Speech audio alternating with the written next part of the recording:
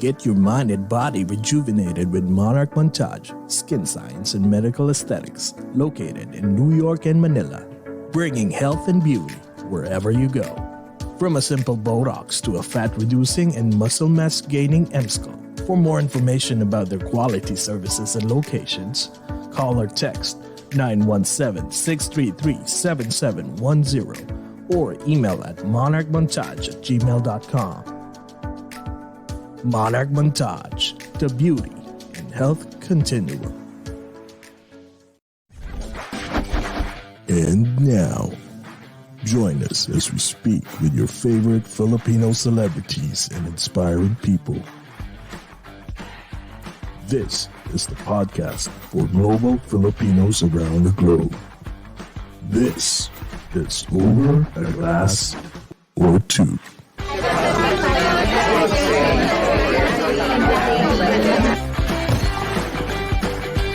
Ladies and gentlemen, please take your seats. The show is about to begin.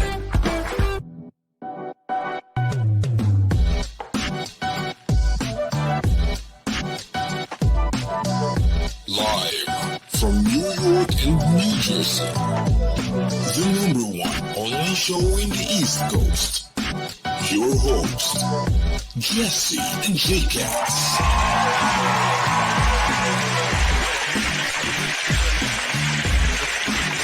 Hello! What's up? Welcome to Over a Glass or Two to go. This is to go, yes. Guys, I'm Jessie Day. And I'm Jacob. Yes, and we're here at the famous restaurant here in New York City called Tsismis NYC. My God. Jacobs, why are we here today? Kakain na naman tayo. Oh my Ano pa nga ba? God. Yes, because we're here to try one of the best food that they offer here in Tsismis. Actually, it's what? Is it fusion? Is Is it Filipino fusion? Well, you can call it Filipino fusion, but I prefer to call it plated home cooking luto nila. Oh, luto nila. And guess what, guys? Alam mo ba kung sinong katabi namin yun? Oh my God! The famous Chef Jappy! Oh my God! Hi everyone, good evening, magandang gabi, mayong gabi sa inyong tanan. Oh my God! Bisaya pagyud, no? Bisaya pagyud. Dumaguete. Chef, where are you from? Mestizo na ano. I was born in Negros, Okay. in Dumaguete City, and then from there we moved to Manila. We moved a lot. I was based in San Francisco also. Before moving to France and moving to New York and then moving to Italy, moving to Japan and back to New York. What? Gano'n kadami?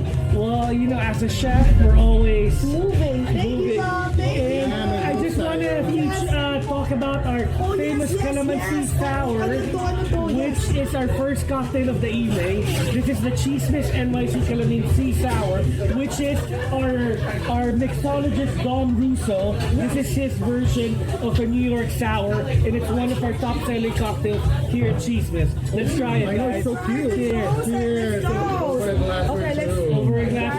So this is the first glass. Oh my God. Do you have to mix this? No.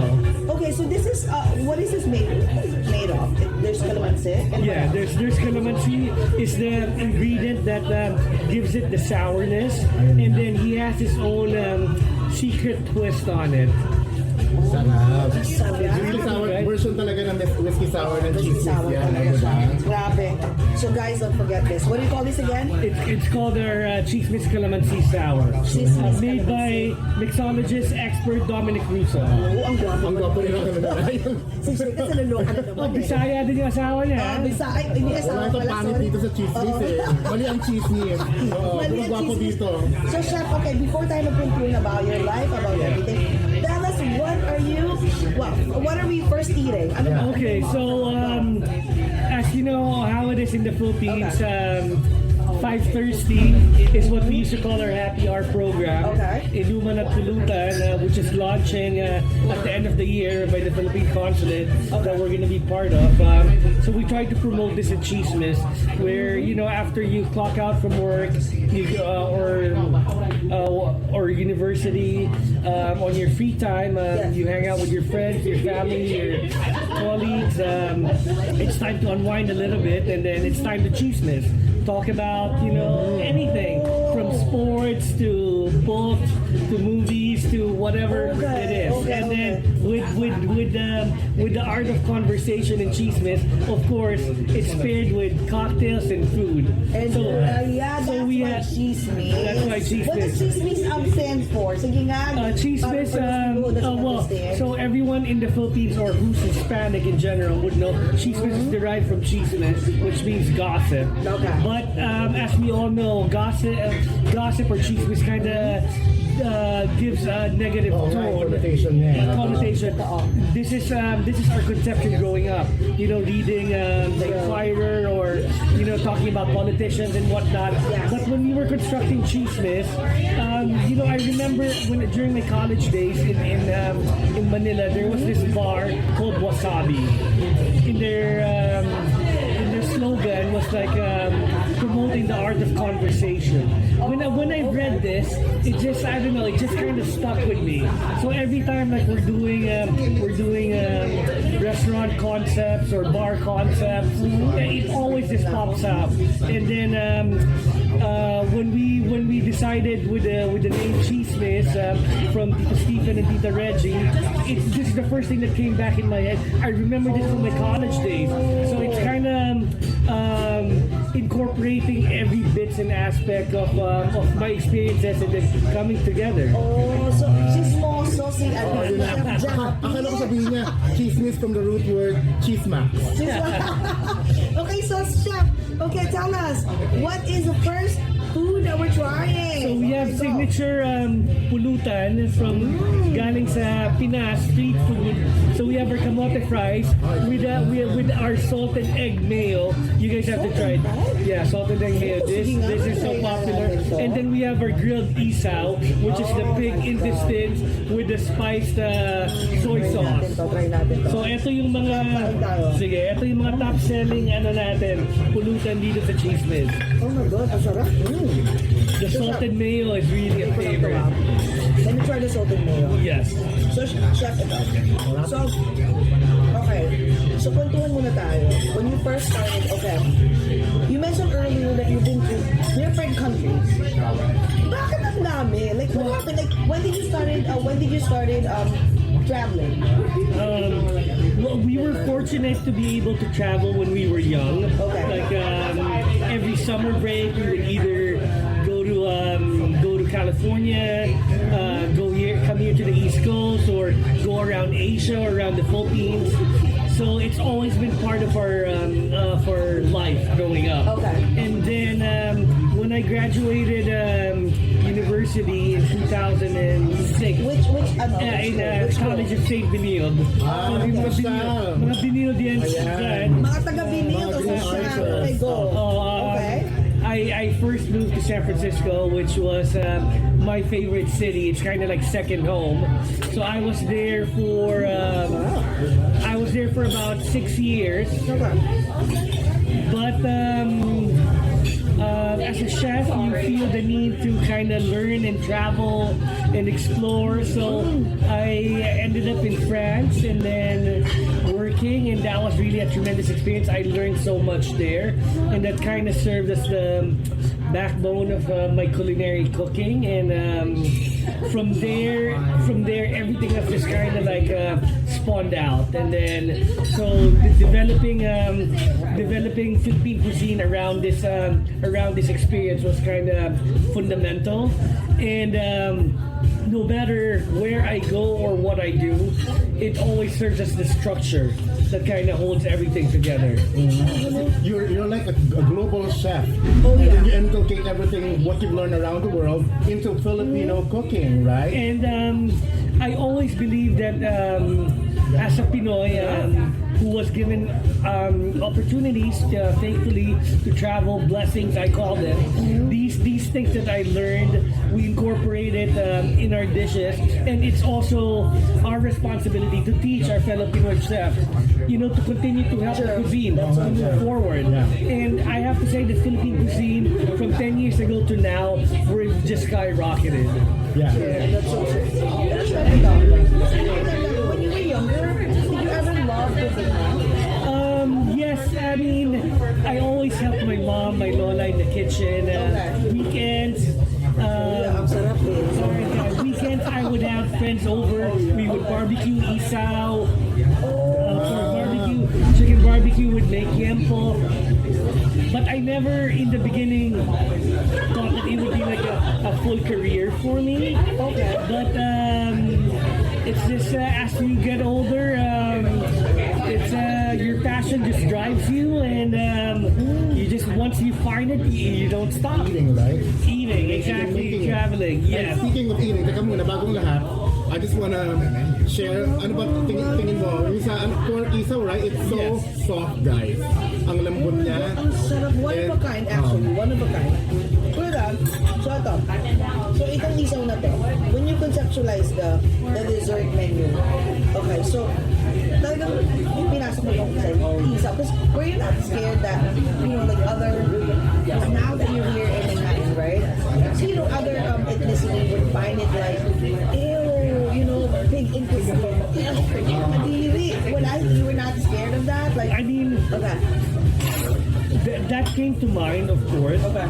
But I feel instead of hiding our dishes, we should be proud of it. And I feel like in order for Philippine cuisine to be more accepted moving forward, we have to educate people. Okay. And then that's kind of, I believe, kind of what we did a little bit in the neighborhood. It's a lot of the non-Pinoys who came here for the first time.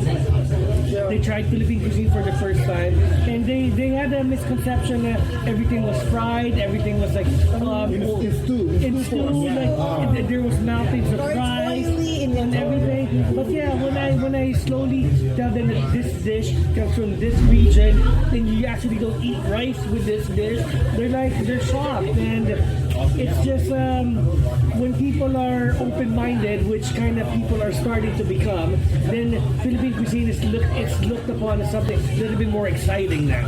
That's so true. So true. Alam mo, I feel like every time, like ito first time ko to, we've been here like a couple of times. Yes. Trust me guys, lahat ng food nila is one of the best. But I also feel like the food that you serve, guys, it really came from the heart.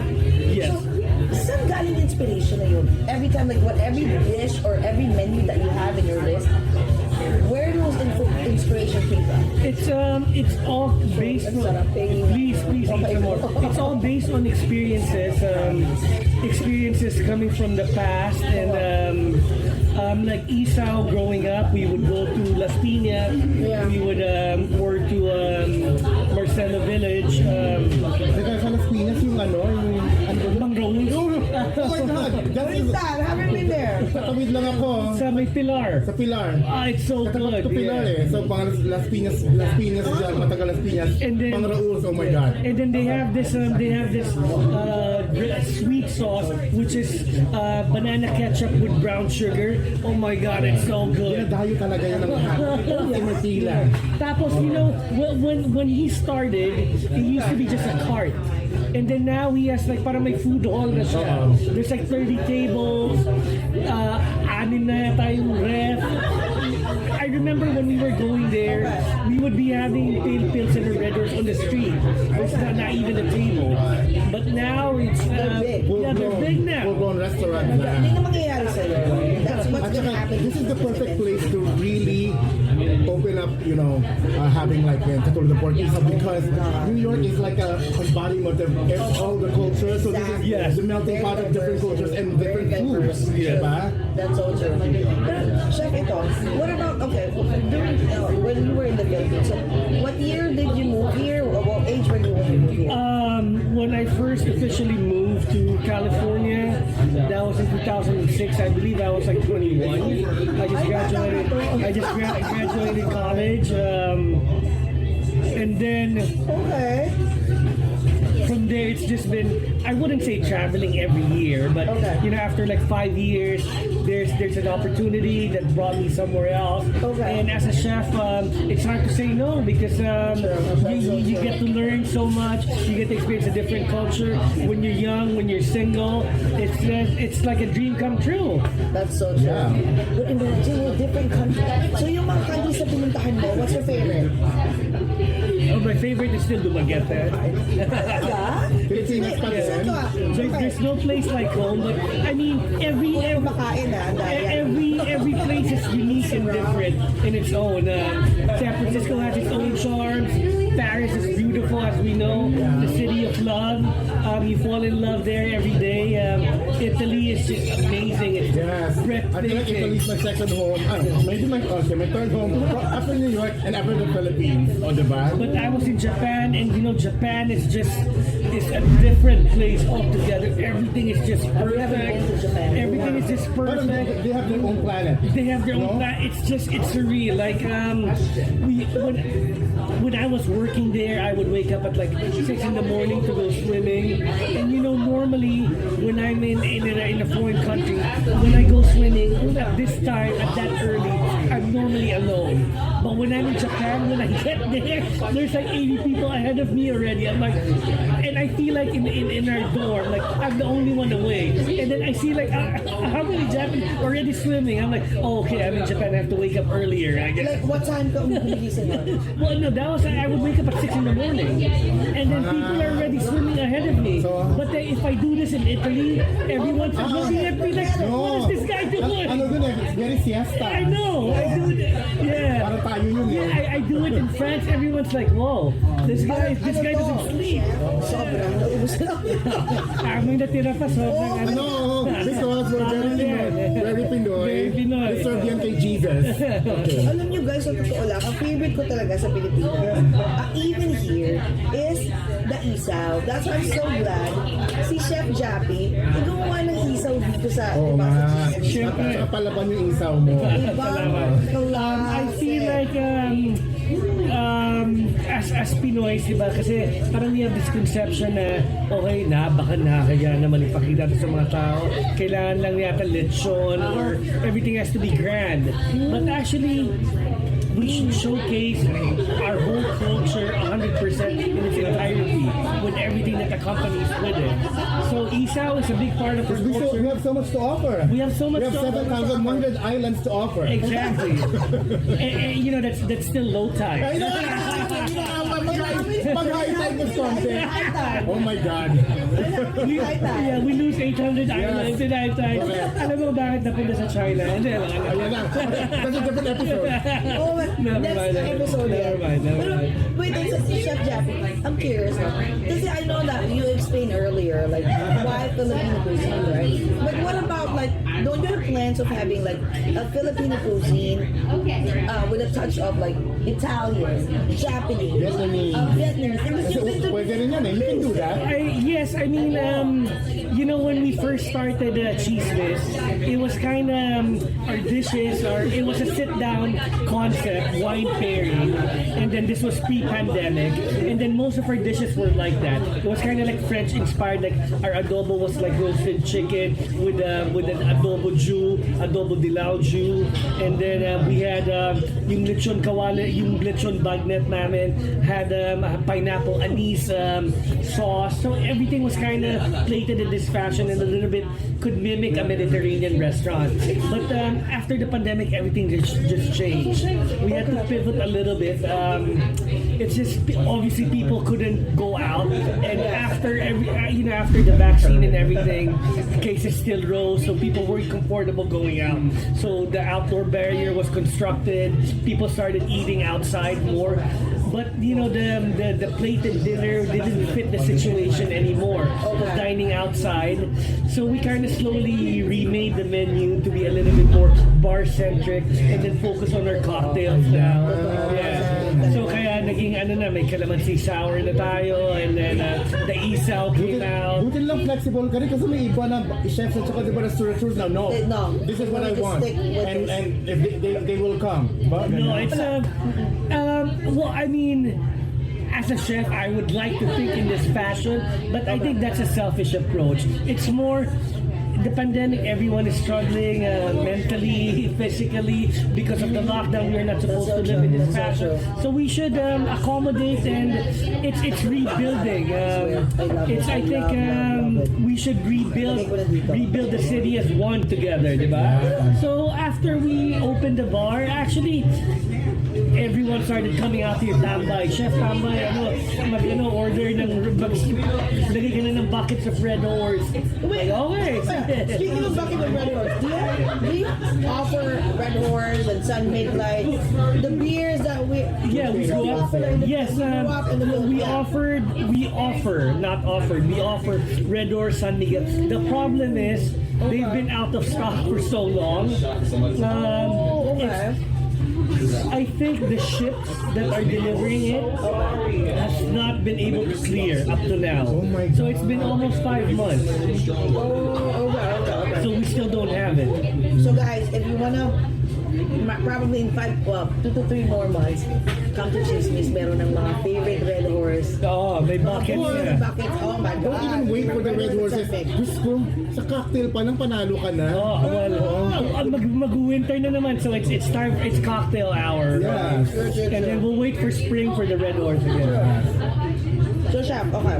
What about the non-Filipinos? So how are they? How did you receive? Were they open-minded and then they embrace the Filipino food? A lot of the non-Filipinos that came here first, it was mainly because their other half was Pinoy or Pinay. So that was in the beginning, and then luckily the people from the neighborhood started coming, and I started to see American couples of mouth then. that had no experience with Philippine cuisine whatsoever previous to coming here. So they, as Jesse knows, before I would always try to come out and greet every single table, introduce myself, ask them what they think of the dishes and everything. So when I started meeting these people, they would be asking like, Chef, we don't know anything.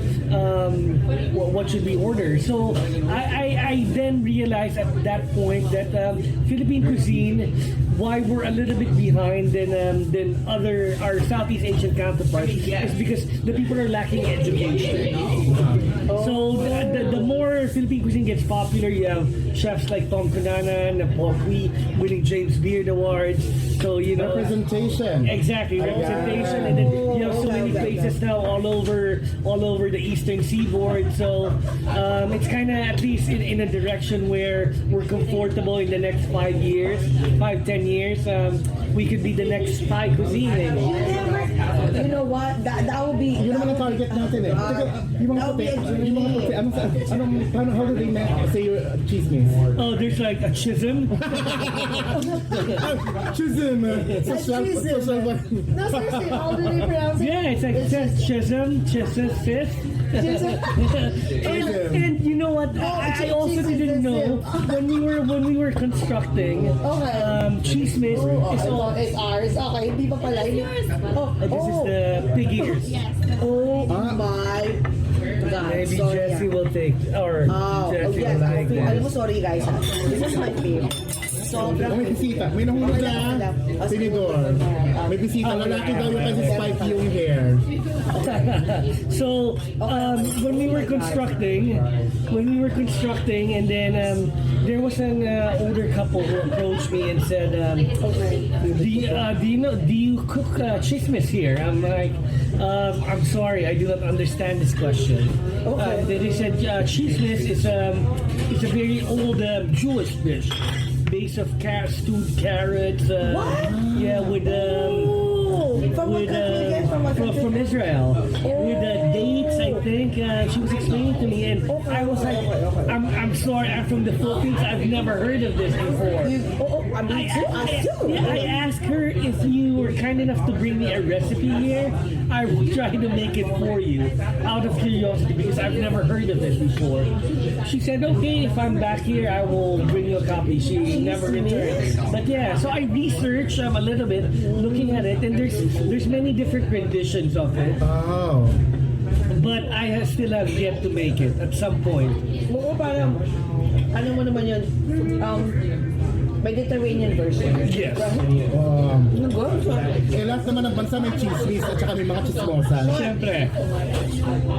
Shaq, explain to us what's pig ears. Kinuha na ng Okay, so pig ears is literally, it's literally the pig ears. So baboy. in most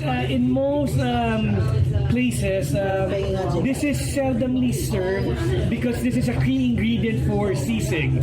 Oh my God. For the pork sisig. So you will see this normally diced up, tossed in a little cornmeal with the snout, and then with a little pork belly, and then on the sizzling platter. But this is also a typical Pulutan dish. Back home, Marrow has this also. Marrow from Las Piñas. I'm doing the dance of joy. Is it good? Oh my God. Oh my God. Okay. Isn't this way? It's really soft, and then the little bit of crunchiness of the soft bone. Yes. Okay, chef. The question. I've tried a lot of Isaw. I tried a lot of pig's ears. Right? But why is it like your dish? I mean, your version of the pig's ear and the Isaw is way better than the others. What's your secret? Well, I mean, the secret is just patience. You have to simmer it to make it tender, but you have to know the correct temperature. You have to know the correct time in doing this. You have to cool this down properly. You have to season it. So there's a lot of steps in it. So in everything that we do, even if it's just Isaw or pig ears, there's a science into it. There's a method into it. Oh man. Kasi diba, but it is Filipino street food. Pero yung presentation mo nga, yun nga, plated, Filipino, parang gourmet yung dating niya. Nakita mo naman, oh, ang ganda. Tapos, parang ang lalaki pa niya. Ang lalaki niya, no? Tapos yun nga, it's very soft. It's on the tips, it's parang charged siya, pero hindi sunog all the way. Kasi yung iba tend to be sunog all the way lahat eh. Exactly. So, diba? So there's and also the shape will kind of catch you off guard because, like I said, normally you will see it diced up with as a topping on top of sisig. So it's kind of, it looks a little bit like the Isaw that we just had actually. But yeah, once it's already simmered tender, you just warm it up on the grill, you coat it, you blacken a little bit of the skin, and then you just do the sweet tomato ketchup sauce, and then banana ketchup sauce, I'm sorry. And then, Banana ketchup. Very Pinoy. Was there a time na when you were starting Tsismis? We want to know too how you started Tsismis. But before that, was there a time that you want to you know what, I'm gonna give up. I can't do this. No, this happened so many times. When I was still in Brooklyn as the sous chef at the Manila Social Club, and when that place closed, when the restaurant closed, I remember it was when we announced that we were closing. It was November 2016 that we were closing in December the following month, and then it was also leading up to my brother's wedding in Bohol. For during that season, I remember leaving the restaurant crying in 2016, like packing my knives and then clearing my locker because I gave everything to it, and then I remember walking to the subway. It was starting to snow, and then it was just like Very music video. Karaoke, music video. Wala ka pong 5 seconds. Parang music video, tsaka parang mga pang MMK. Okay, go. Yeah, so Okay, go, chef. Yeah, it could be Sting could have been singing in the background. Or Mariah Carey. Mariah Carey or Seal. Exactly. It was that bad for me. So at that point, I was like thinking, what am I gonna do with my life? But I remember at that time, I was like completely burnt out. I was like tired. I was over fatigued. I was working like 80 hours a week, which is normal as a chef. You're working like 10 days a week, 80 hours a week. That's normal. But I was just like, I don't have anything left in the gas tank. I don't know what to do anymore. So, and when I went home to attend my brother's wedding, everyone was like, I told them the restaurant's closing. Like, what are you gonna do with your life? And I'm like, I don't know. Like, can I take a break for a little bit? But after being back home in the Philippines with my family, seeing my older brother get married, seeing my father kind of recover from cancer. He was still alive then. He just recovered from prostate cancer. He was like in good spirits. And then my mother was like, at that point in time, she was so happy that my father recovered. And then my brother was just gotten married. And then I was like thinking, I shouldn't even try to give my mother any headache. Saying like I'm defeated. I'm like I owe it to her to be more responsible than that. Okay. So I figured like, okay, if I'm not gonna work, I should be studying. I shouldn't be taking a break. If I'm taking a break, I should be doing something to improve myself. So at that point, I didn't have a master's degree, and then there was this university that I wanted to go to in Italy. This is how I ended up in Italy. So it's a very small university. It's like in a farm town in the northern part by the mountains, and then they only take like in that course they only take about like 30 students from all over the world. So I told my parents like I'm gonna apply here, and then I think I'm not gonna work for 2 years. I'm gonna get my master's. And then my father was like, this school that takes only like 28 students from the world, and they're gonna accept you? I said like, yeah, why not? I'm like, I'm a chef. I was telling them like, I'm a chef from Dumaguete, and that should account for something. So I applied, and then I sent my application. I passed the initial screening. They sent me the entrance exam, so I took the exam. I passed, and then after 2 months, they called and said like, hey chef, you can come to Italy. Like, we'll send you the paperwork to get your visa. What, for free? No. No, I'm saying the tuition fee is free? Yes. Pero very talaga sa elite yes, it's a very I will share with you guys What's the name of the school? It's called University of Gastronomic Sciences. It's in Piemonte in Italy, and then I will share with you guys the link. But you know what, chef, okay, that only shows that you came from an affluent family. Magpakatotoo tayo. naman. Come on. I mean, not, okay. If it's just, okay, let's say I'm a person who grew up in Dumaguete, and my dream is to become a big Sandali chef. lang. But my family is that. Galing dito, nagsara ang restaurant sila, tapos ang sa Dumaguete, nagpahinga lang ng konti at yung wedding ng brother. Ano bang gagawin ko? Ayokong matake. Ano ang tawag doon? Magpahinga. Ito na ako in Italy, mag-aral ako. Not everyone thinks like that, unless you have resources. Exactly. So how's your family? Tell us about your family. We're middle class. Baka ilan ang rancho ninyo sa Dumaguete, ha? Google kita mamaya. Average middle class. And Which is, okay, before you continue that, average middle class, which is, okay, ano bang lahi niyo muna? Kasi Chef Jappy doesn't look Filipino at all. Dumaguete is like a very old Spanish town, I guess. Okay. It's the sugarcane capital of the Philippines. Okay. And if you guys didn't know, sugarcane actually originated from Negros before it was brought to the Caribbean. Yes. Oh, I didn't know. So, Yes. oh wow. So rum if you think about it, rum actually came from the Philippines. Rum from all over the world, because that's our sugar cane that got brought to the Caribbean. So as when Magellan landed in the Philippines, then we became a province of Mexico. So the galleon trade started going. So our sugar cane was being exported to Mexico and then deep south to the colonies. There. Oh my God, he's giving us also a history. So if you check on the internet, I'm sure this is still accurate. Philippines and Dominican Republic is number one in rum consumption and rum production in the world. Ang daming ang dami pong dumarating sa Hi, good evening. Diba? Pero chef, okay. Be careful, be careful. Be careful. So ito, so chef, so that shows that your family is And aside from that, well off. Come on. very admirable for everyone who's watching and listening. Your confidence that you know already that that's a small number and the chance is very null, right? It's very small. Yes. Pero, no, I'm gonna make it, and you did it, and you went for it. Yes. And it was an amazing experience. I'm the second, I believe, the second Filipino student they've ever accepted.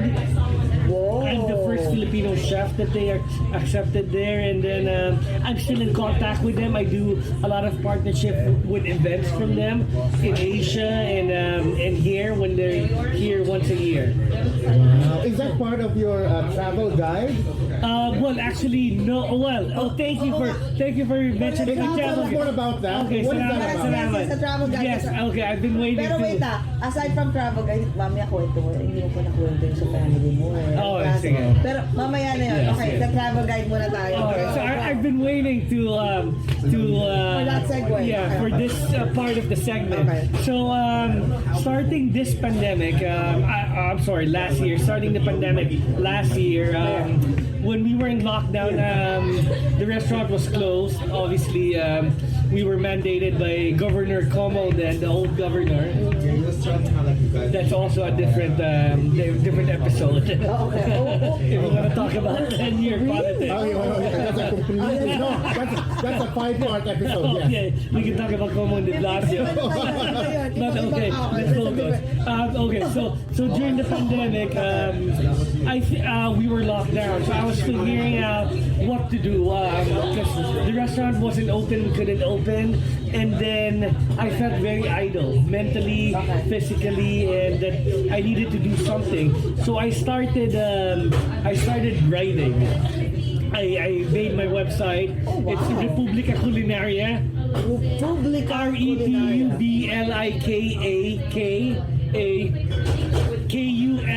REPUBLICAKULINARYA. So Magaling pa mag-spelling ang haba nun ha. Republica, it's Republica with a K. Culinaria with a K.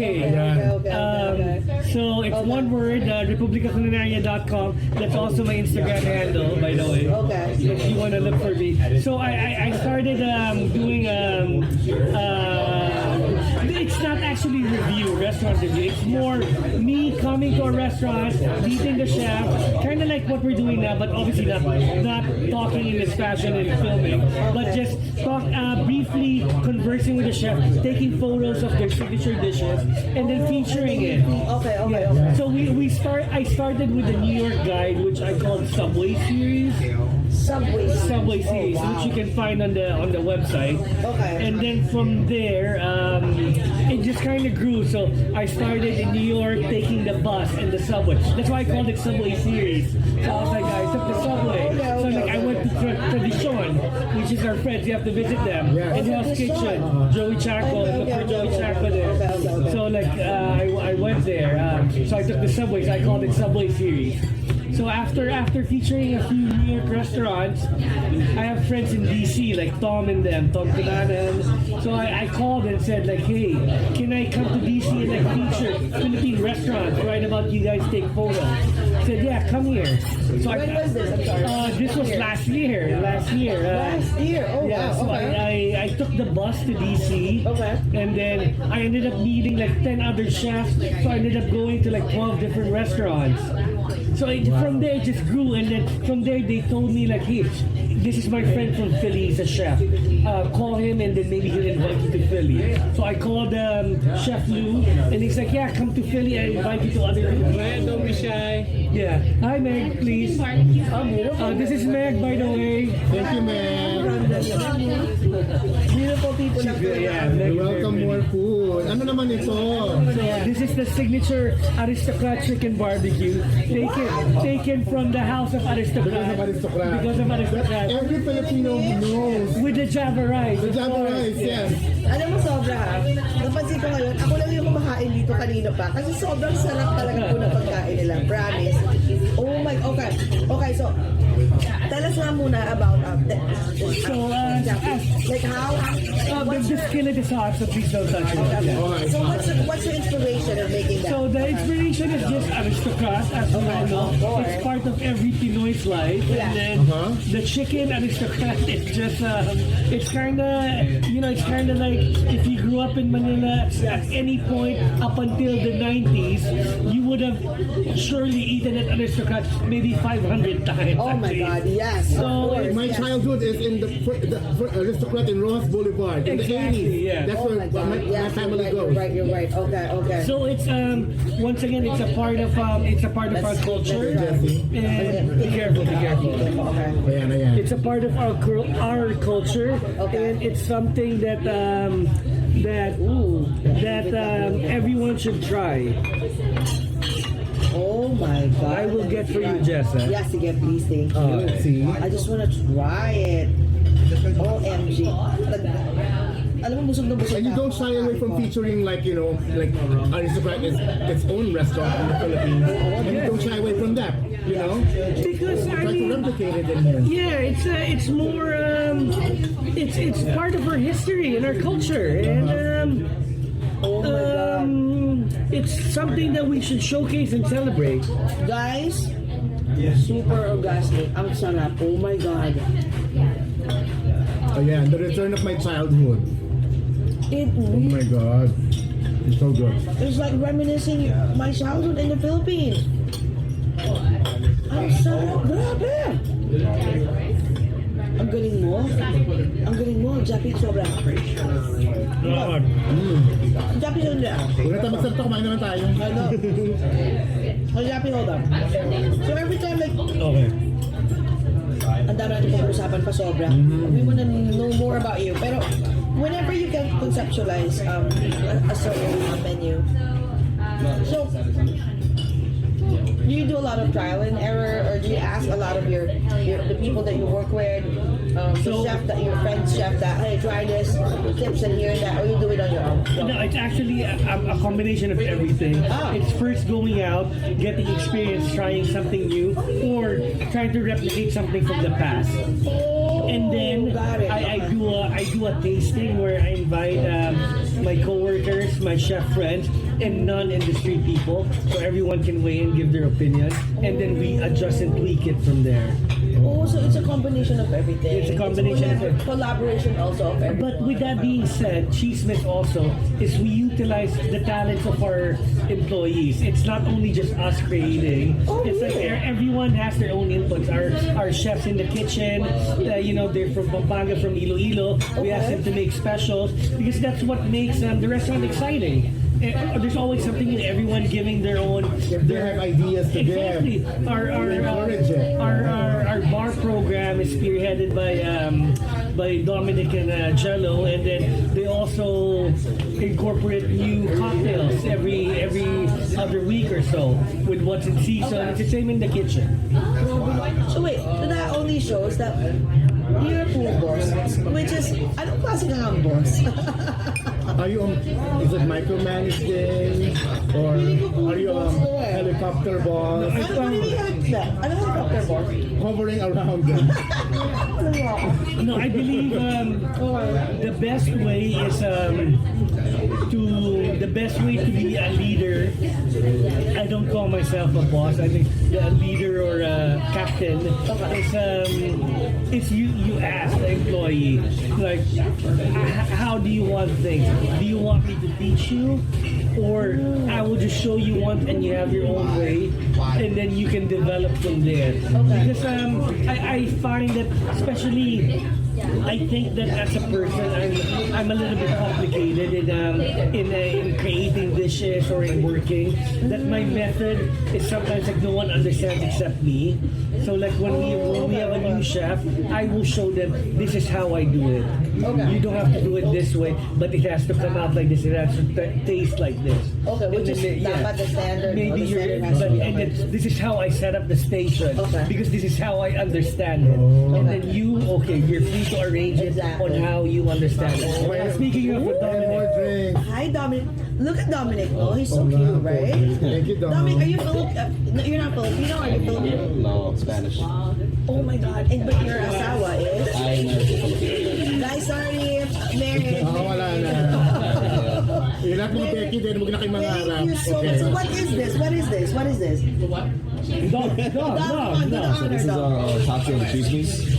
This one is a vodka-based cocktail that we actually make with a grapefruit reduction. We also use a honey ginger syrup as well.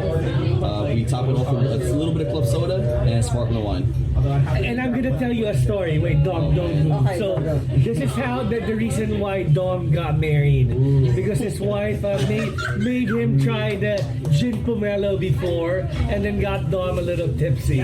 So in turn, Dom made a Gin Pom vodka-based upgraded. This is your love drink. Your love. It's my love letter, yes. Thank you so Thank you, much. thank you. Cheers! Woohoo! Say Tsismis! Cheers! Yung pala, it's the cheers, no? Tignan na natin to. Bagong drink na naman. Ano ang pangalan nito? Chismosa. Ito ang chismosa. Si Dom, chismoso.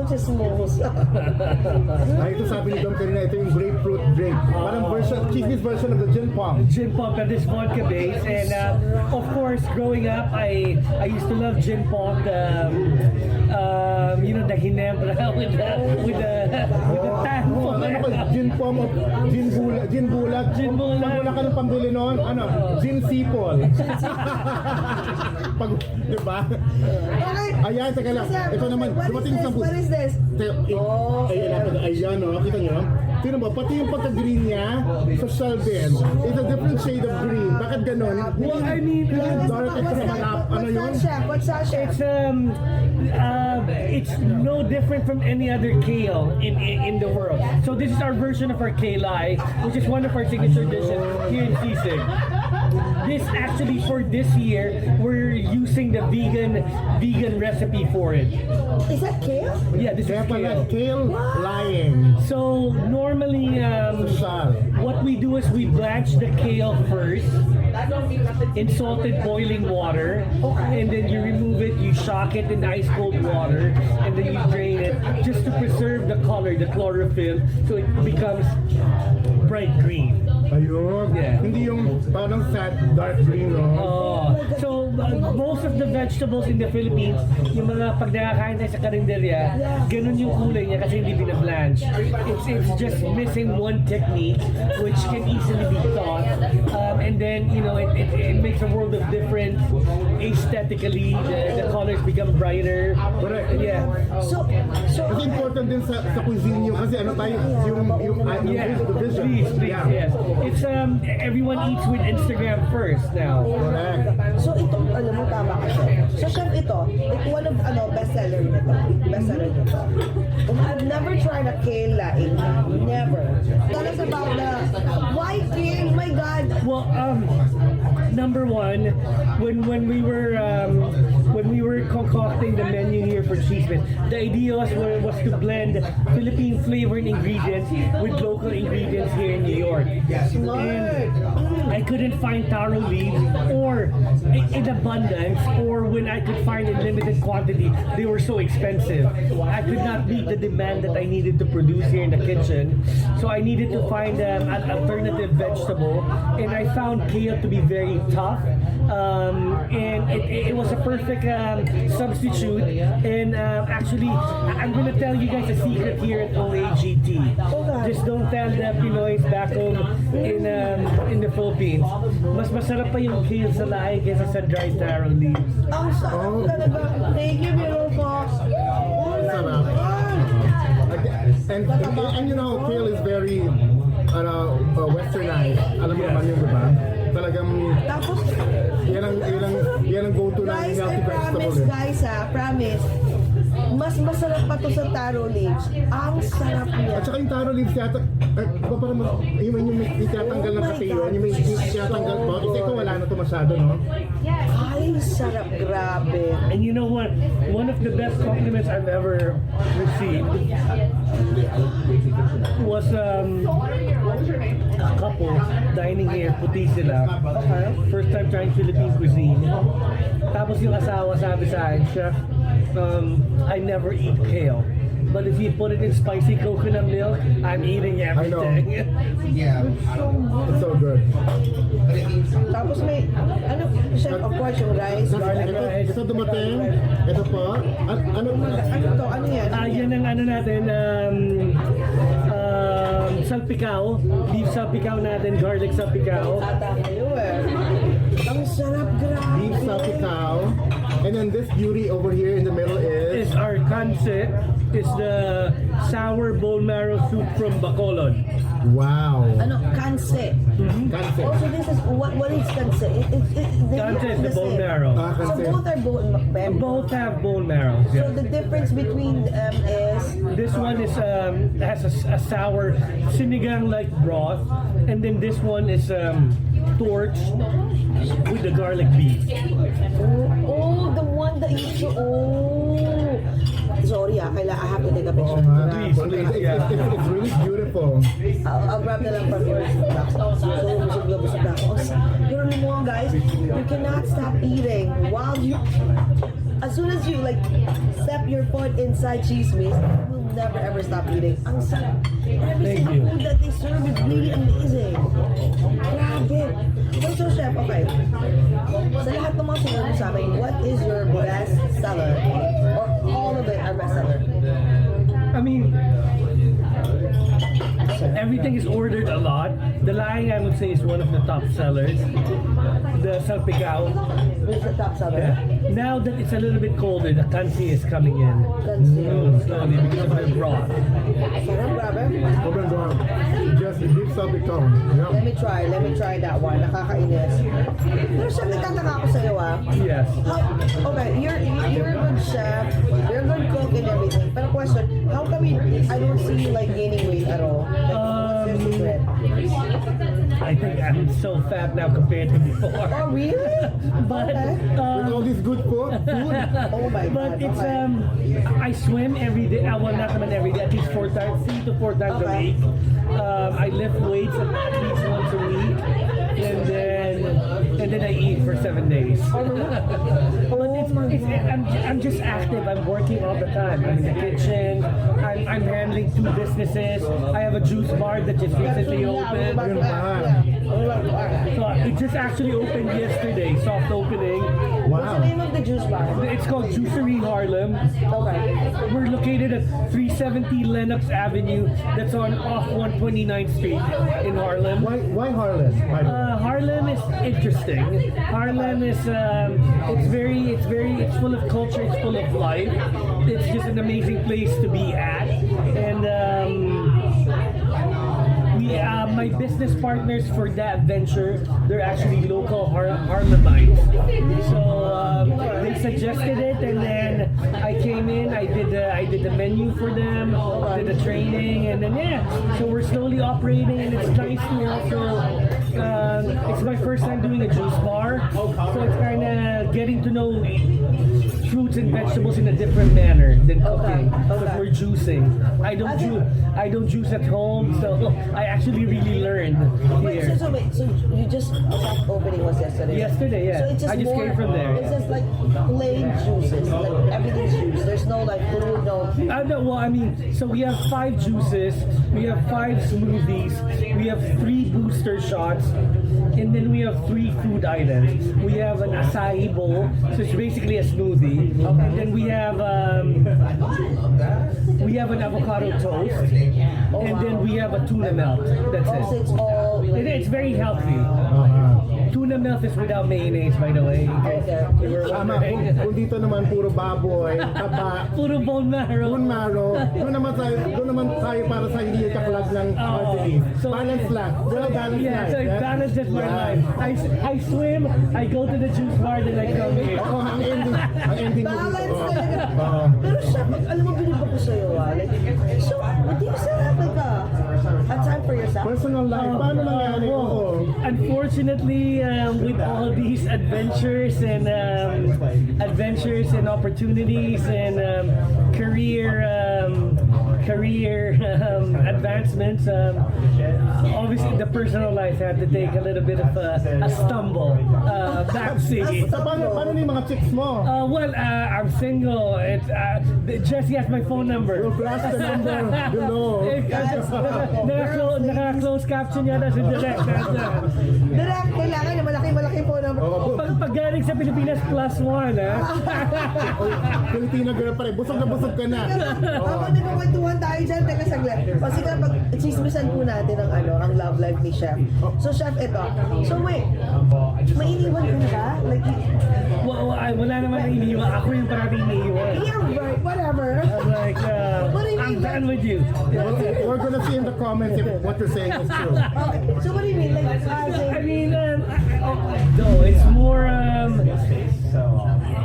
moving is very difficult, and then obviously it's not like, let's say when I was moving to France, I was, I don't know, 26, 27. It's not like, it's not like I'm a millionaire and I'm like, Jesse, let's go, I'm taking you to Paris. Yeah. It's not like I'm going there on holiday. I'm going there and I'm working 7 days a week and like 20 hours a day. So it's also, I feel like it's also a little bit unfair to the women that I'm not able to, if I'm to date them, I'm not able to give them attention, and then I barely have a day off. Aside from that, I don't even have money to take them out. So it's just like, all the money's out. yeah. So it's just, but it's, do I get lonely? Yes, I do. It's normal, but in the end, it's just like you're always motivated, especially here in New York City. New York City is such an amazing city that the atmosphere here is like, even if you're tired, even if you work like 18, 20 hours, when it's 6 o'clock, you're like, you wake up like with 2 hours sleep, like you're ready to go. It's New York. Because Ganito na lang. So, since gusto mo ng Pinay, lahat ng mga Pinay dyan sa Queens, at sa New Jersey, at ang ilan sa Brooklyn, go here sa Tsismis, dito kayo mag-lunch, mag-breakfast, mag-dinner kayo dito. The lunch dinner, and then always ask for him. Di parang na kayo nag-date doon, get to know Chef Jappy. Or even better, gusto mo mag-breakfast tayo sa Juice Anita Ayun. 317 Lennox is the address. We open at 10 in the morning. Doon ang breakfast. Pag tagal-tagal, pag-type ka niya, after 1 week, how many weeks, libre ka na. So, diba? May love life ka pa. Diba? Cleansing yan. Anyway, Chef, question, okay. Let's talk about since you're single.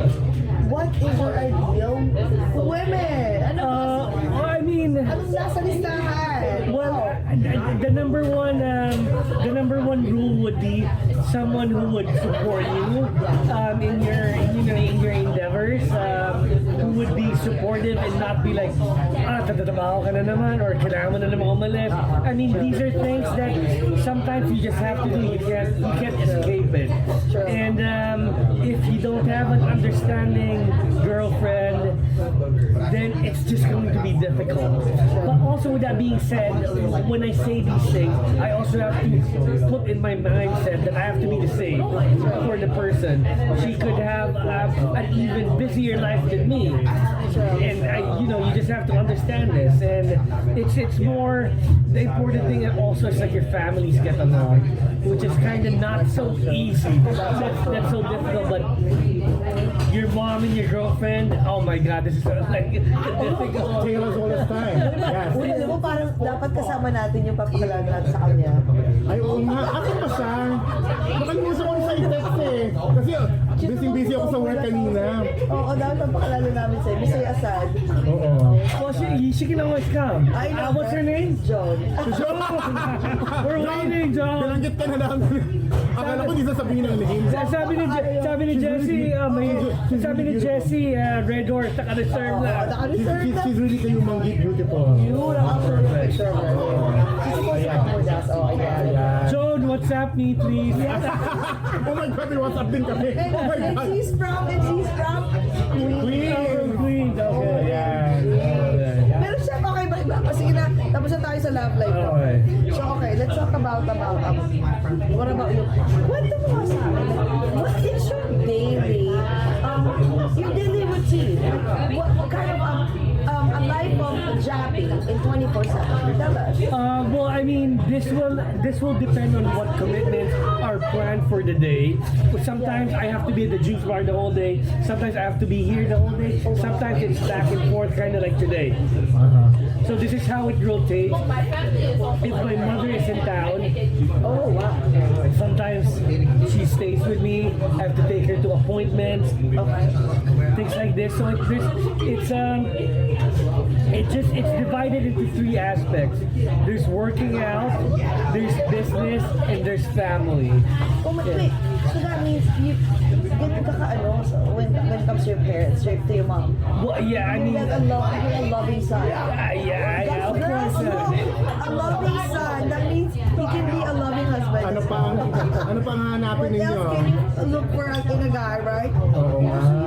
Uy, importante yun. If you love, ito kasi sabi nila, my dad, you know what my dad told me? Look for a guy who loves the family, especially the family. Because if the guy takes care of his mom, that means that's how much he will take care of you. Diba? I mean, if you're a man and you can't even take care of your own mother, then there must be something wrong. Yeah, Sure. that's your mother. Yeah, I mean, like your sister. It's just it's kind of that's how the days are. But I'm lucky sometimes that I have like a few days off. Then I'm able to do the travel guide. Yes. I'm able to go Even to. the travel guide, oh my God. Okay, you have the travel guide even on your days off and your personal time. Now, the question is, are you open also if they knock on your door, bigger media possibilities like they would want you to judge a cooking show or even your own cooking show or cook online everywhere? Are you open to that? I mean, if the opportunity is right and it's something that I can use to promote the restaurant, promote Philippine cuisine, then yes. Yes. Represent. Yes. It's I've actually I've gotten a few offers and I never audition, but I always make it a point to say that as long as the restaurant is included, Yes. mentioned, Oh, yes. and I'm always I would always be down for it. Oh my God, grabe itong Marrow. Alam mo, I'll be honest The Marrow just melted in my mouth. Guys, Just I'm like that. honest with you habang kumakain sila. Pero delikado, tapat ako dito. Alam Sa mo Marrow kasi na. si Chef Jappy, meron pang, dito ako naloka. He even has his own catering. Yeah. May catering business ka pa? Exactly! I was like, wait, No, you don't sleep anymore. You don't. A little bit. Actually, next week we're at Hudson Yards. We're feeding like 300 people a day for lunch for 5 days. wait. Who sponsored? Was it sponsored from? No, it's about charity or? No, it's from World Central Kitchen. Yes, we used to do charitable work, but this time this is just an office contract. So I go around New York City and feed different offices. So last week I was at World Trade Center 4, which I'm coming back in 3 weeks. So and then like what I said, so next week it's 30 Hudson Yards, and then last year we were doing Fox News, we were doing Major League Baseball headquarters, we were doing where else did we go? We went to World Trade Center 2, Ford Building. Yeah, wow, and they get to taste now Filipino food, right? Exactly. And what's the reception? How is it?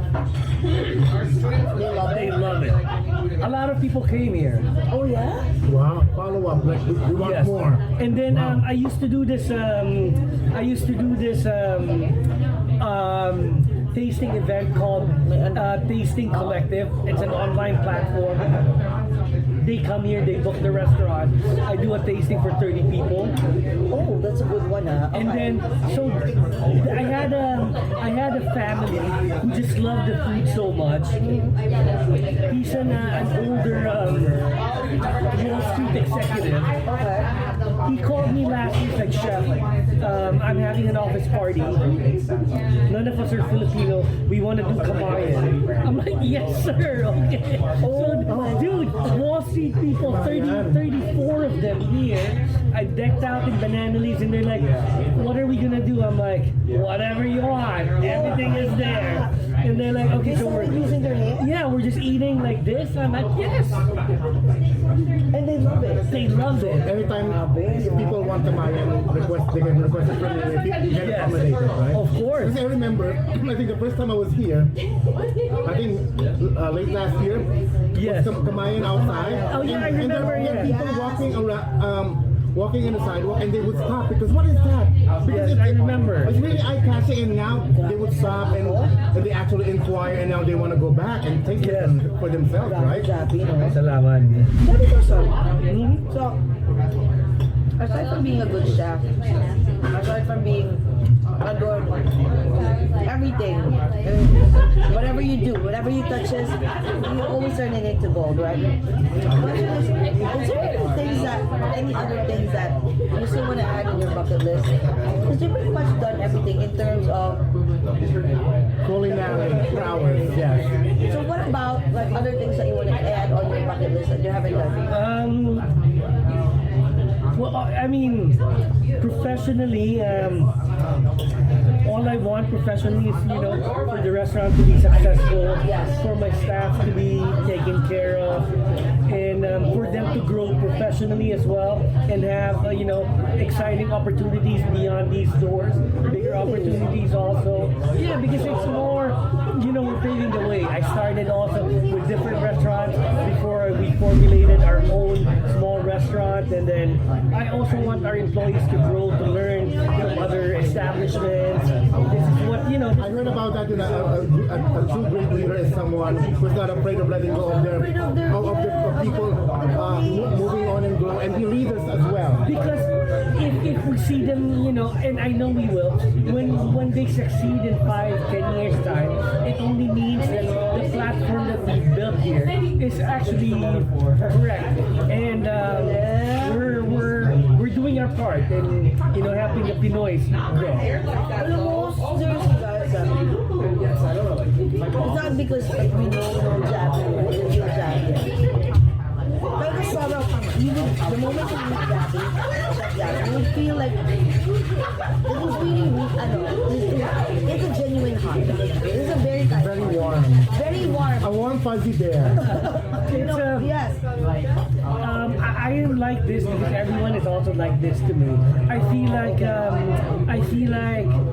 in order for Pinoys, I'm not just talking about businesses, but Filipinos in general to become,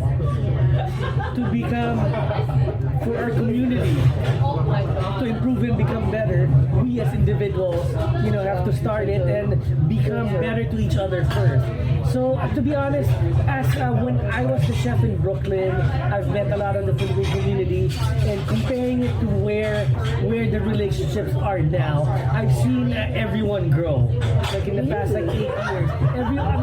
You say I'm more accommodating, but you know, 8 years ago in Brooklyn, things were not the same. Also, people were not coming to us like all the time, and like it's I think now because everything is kind of like coming together, like even what you guys would say is like a lot of people think like, oh, the chefs are so snotty. So even now you were saying also that even the customers are all, I mean the clients are also snotty. Like they feel like you're just a chef, whatever. Like but now the also the Pinoys are just like now like they're Everybody's learning their part in the quorum. Yes, exactly. The customers and the chefs themselves, the owners and everyone. And it's probably because of social media as well, you know? Exactly. And I think from the pandemic, it brought the community together a little bit better. Yeah. So last year, like I remember when I met you guys last year at the big Kamayan here outside. The host, he booked here a few times, 2 or 3 times, and he was like saying, he told me like, I know this is my 3rd birthday party, but I'm just doing this because I want people to get together, the kababayans to get together, because I feel like everyone is struggling so much. And that kind of really like made me feel like I think I should do a little bit extra for the community also. Because if you see people like this, and you know, one thing I'm very proud of is when we were doing the World Central Kitchen, we started last year with a group of friends with Project Barkada. There was 4 of us. We started donating like maybe 200 meals, and after a year, we reached like 16,000. So it's kind of I'm very proud of that. Yeah. Wow. Chef, question now that you were talking about it's not just you, right? It's the people that works for you also. It's a team, yeah. It's a team, right? It's a team effort, collaboration. My question is, what type of boss are you? For me, As a manager? no, it's more like it's not the man I let them do whatever you want. It's more I will show them my way. But as I've gotten older, I understand my way is maybe a little bit difficult, or maybe my way is only my way. I'm the only one who understands it because everyone is different, and I've accepted that. So what I do is I show like, okay, this is how it is. This is how I want it to be. This is the recipe. This is how it tastes like. But you're free to kind of give it your interpretation. But let's keep it. Let's keep a standard to it, and then it's Not like, too out of the box. yeah, but also in a sense that I'm not saying that the onion should be here, the garlic should be here. Like give them the freedom to have their own flow. Just as long as the product is the outcome is the same, and the quality, Yes, the quality, is the at par. taste. Yeah, exactly, the consistency. But so you give everyone a little bit of freedom, so they're happier. They don't feel like kind of strangled, and I think it makes for a happier environment. But the key thing is the number one key thing, key aspect in every work environment is respect. You treat everyone with respect, then 95% of the time they will treat you with respect also. Exactly. It has to be like, I'll scratch your back, you scratch my back. Exactly. That's how it goes. So it's like, we help each other out. Yeah. Chef, I need to go on vacation. Like, go. Of course, it's your right, you have to go. It's this Just kind remember of, to come back. exactly. May pasalubong. But exactly. But also there are times naman they dread it when I come in and like, guys, may catering time next week. Like, Oh, come that on. means there's a morning tea and an evening tea. God. So, Chef, But also, the most important thing is also to be by example. You can obviously you delegate, but you should be able to execute each task. Exactly. Let's say That's pag so sinabi true. mong, okay, bro, ikaw mag-grill nito. Tapos pag sinabing, chef, hindi ko kaya, dapat kaya mo. Oh, you should it's be able not to. like the type of person that the type of boss I would like delegate and then I don't know how to do it. Ayaw na parang this is beyond me. The reason why I hired you because I expect you to know. Parang ganun. All hands on deck dapat. Oh. Chef, ang bait mo. Alam mo, super love na namin lalo si Chef. Charitable pa, guwapo pa. Lahat no. So, Chef, question. So, what's your plan for Tsismis aside from, like, I know aside from the juice bar, the Tsismis. Is there going to be a second brand? Second brand. We're planning on maybe a small project in Miami in the future. We love you, Miami. Yeah. We love the sunshine. First time in It reminds us Miami. of the Philippines. Okay. So we're planning maybe something next year. We'll see something small. It's still in the pipeline. Wow. But aside from that, locally here in New York, we're gonna renovate a little bit next year, and we're gonna do some minor changes. I cannot give out details yet because I want it to be a surprise. Wait, this is involve strippers. That's only on Fridays. May phone, may karaoke. Ano tawag doon? It's gonna be the speak easy. It's the hidden room, baby. Nasa likod po, nasa baba. Oh my God. So it's stay tuned for details. Follow our Instagram at Tsismis NYC, TSISMISNYC, or check our website at tsismisnyc.com. Updates are gonna be there, so we're slowly.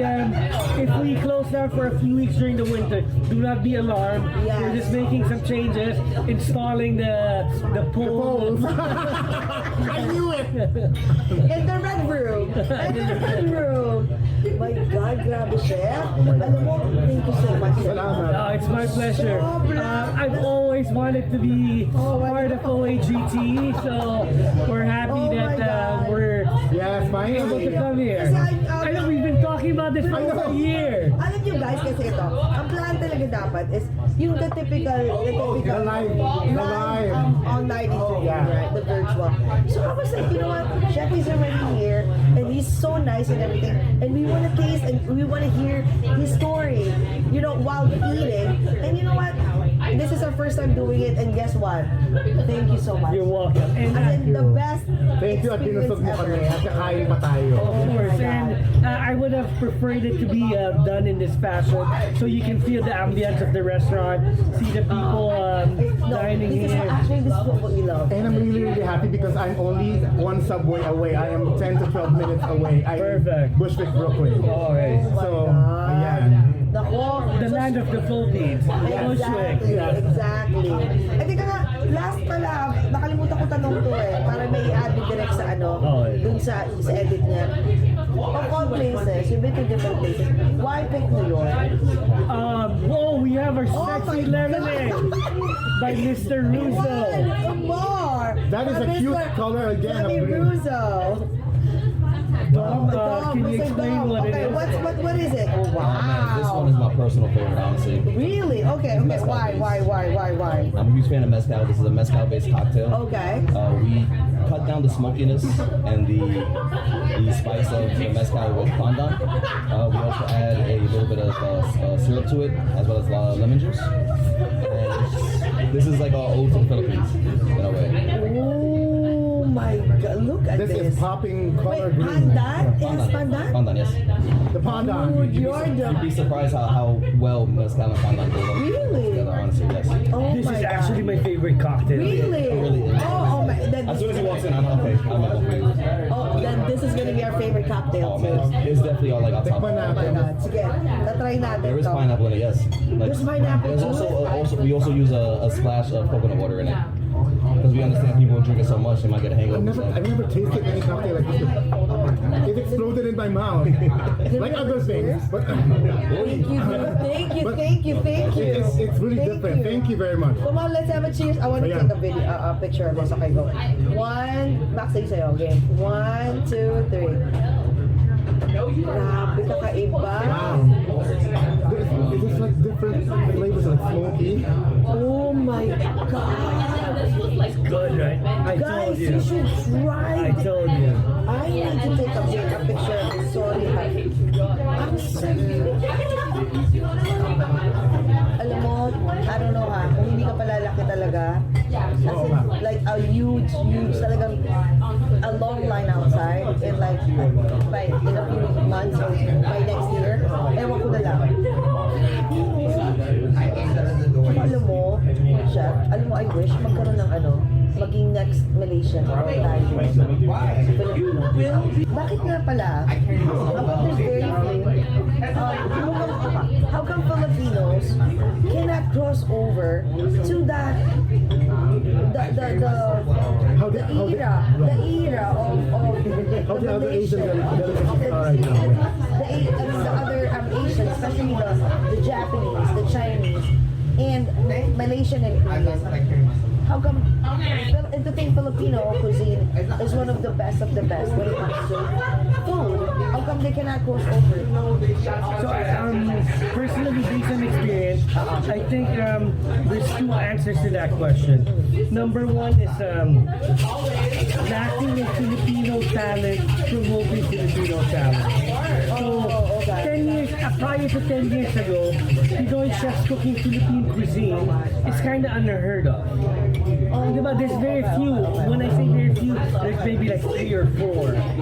But now it's kind of like, because of Instagram and social media and like the chefs like Tom and Paul winning awards, there's kind of like a cool thing now, kind of hipsterish, go against the trend. The trend, yes. And then, promoting ethnic culture. But prior to that, all the good chefs would be working for a French restaurant, Italian restaurant. Prior to moving to Manila Social Club, I was also a French chef. There's nothing wrong with it. Exactly. This is how you learn and this is how you progress in your career. So I think that's the number one issue, which is extremely different now. And the second issue is lack of education from the consumer point of view.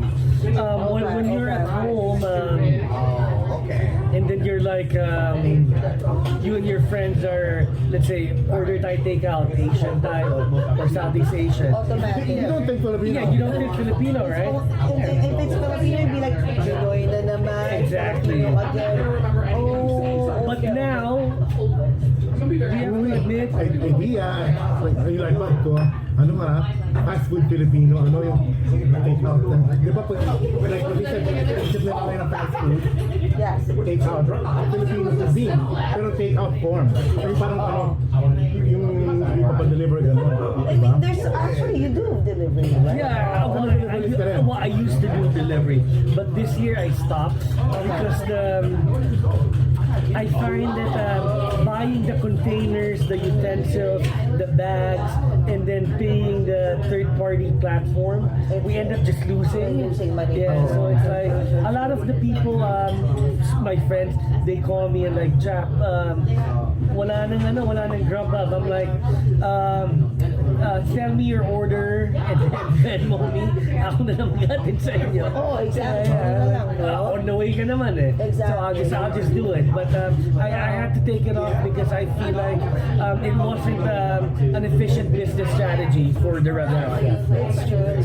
Ito pa pala, Chef, I'm curious also. Before we end, kanina pa tayo eh. Kung habi ka, pasensya na. Ano oras na ba? Like our podcast. Oo nga, like our podcast. Chef, question.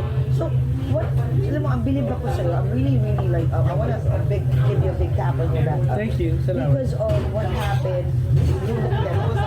A lot of restaurants closed since 2020. But you're one of the Filipino restaurant here in Manila that are still standing. What is your secret? And wait, and then you will have this second juice bar in Manila. Exactly. So what's your secret? What's behind that? Business is good. Yeah, so Ano ba?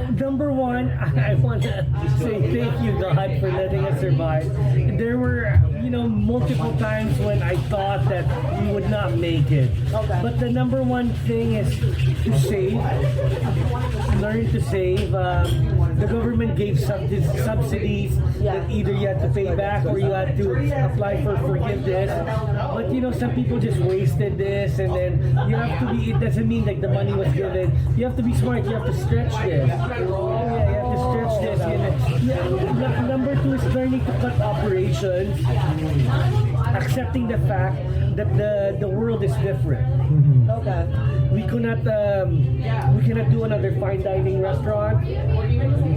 It's just not possible. It's not the right time, and this is not what people are looking for. And number 3 is just listening to your consumers. I always ask the guests, like, if you're to go out, if you're to come out here and dine, what do you guys want me to do? Like, oh chef, a lot of people said, Isaw naman, sisig, or we want more red horse. Like, okay, so like, this is what our customer wants, and listen. And we just kept on transitioning, and then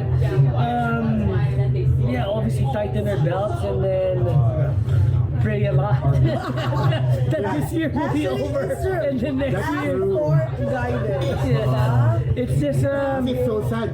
From the subway going to here, walking over here, there's still a lot of joints that are not open. My favorite pizza place is over there. It's not open anymore. Yeah, So it's great to see like other stores in here, especially the Filipino restaurant bar Tsismis, still thriving right now.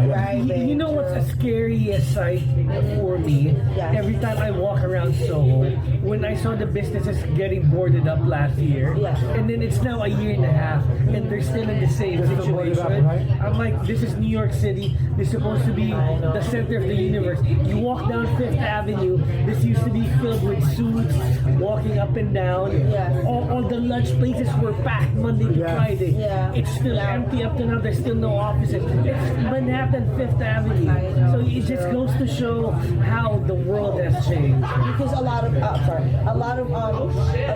employees also started working from home. Exactly, and then big companies like Twitter, Jack Dorsey announced work from home for life. So I'm like, you know, the world is really changing. So what's going to happen to the restaurants and other business establishments? They have to pivot as well. Exactly.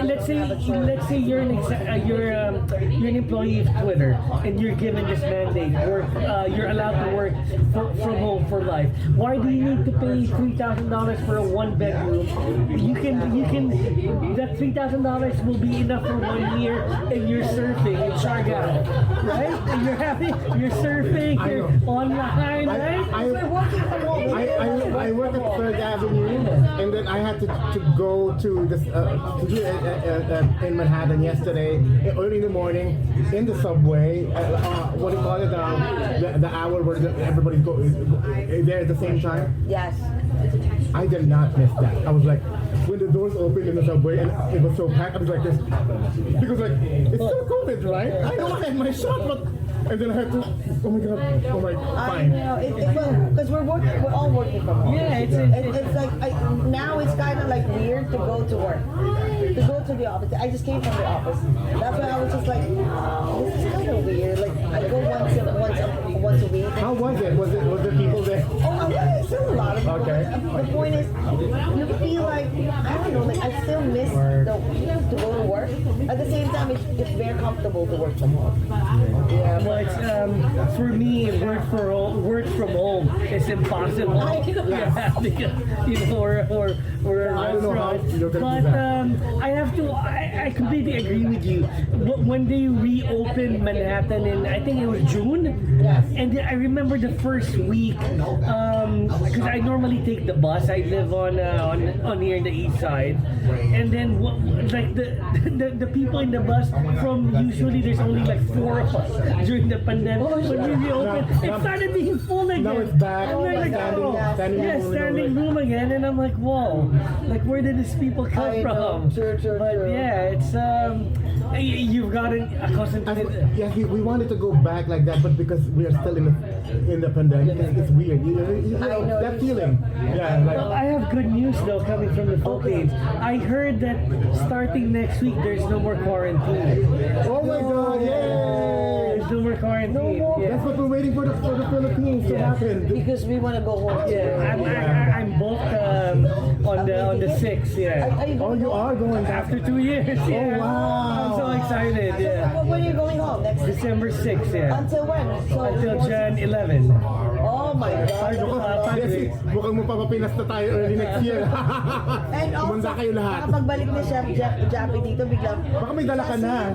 I'm wearing by the way. No. Is that the reason for going there? I'm visiting my Lola. Okay. Yes, we call it visiting my Lola. It was her 80th birthday last year. Happy birthday! Ano talaga, ito na mo naman, talagang ano siya, family guy.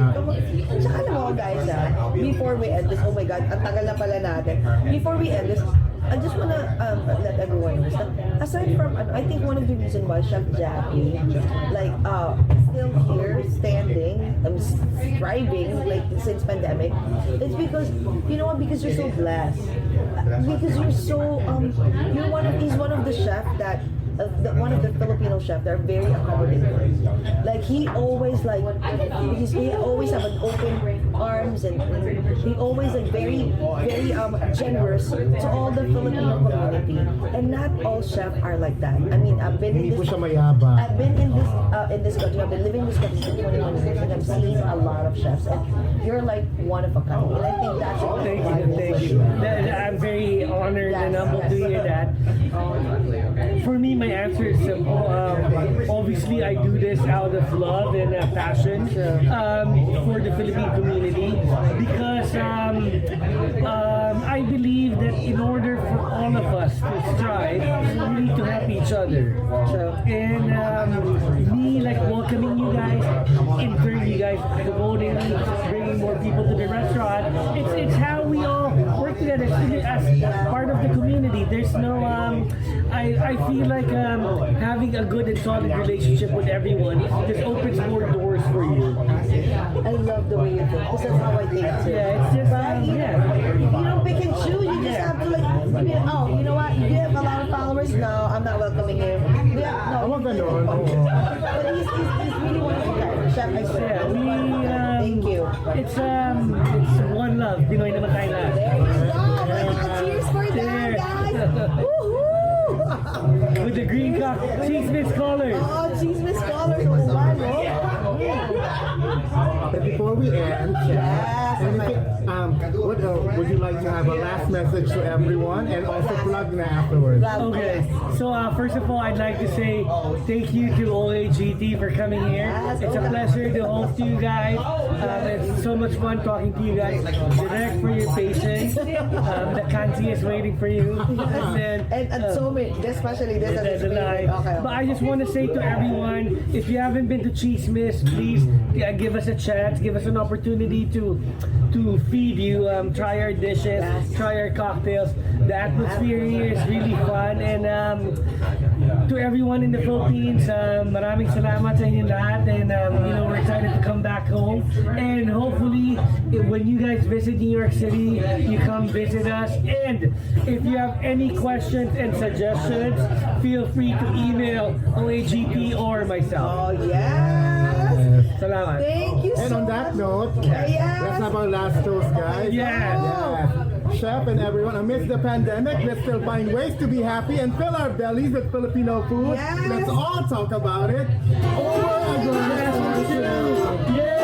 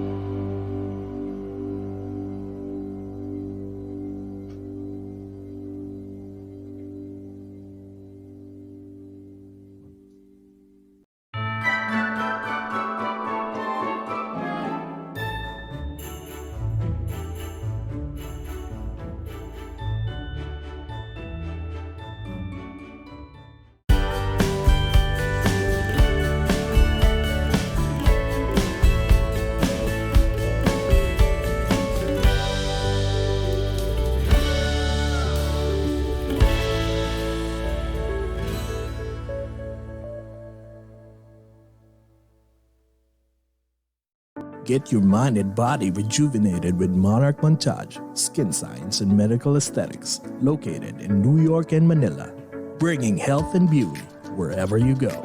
From a simple Botox to a fat-reducing and muscle mass-gaining MSCO. For more information about their quality services and locations, call or text 917-633-7710 or email at monarchmontage@gmail.com. Monarch Montage, the beauty and health continuum.